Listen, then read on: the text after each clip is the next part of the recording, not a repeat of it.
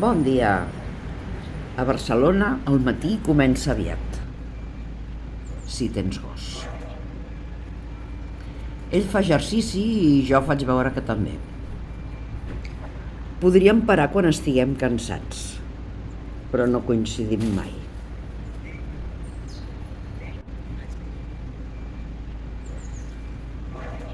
Tenir un gos gran a ciutat no és fàcil, però tampoc és negociable.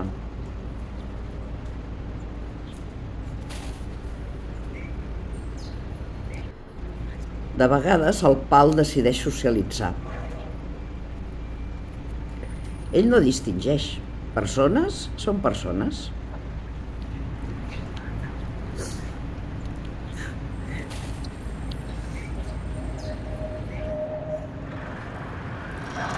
Anem a esmorzar, foc, som-hi. Un gos educat és un gos lliure. Anem, vine.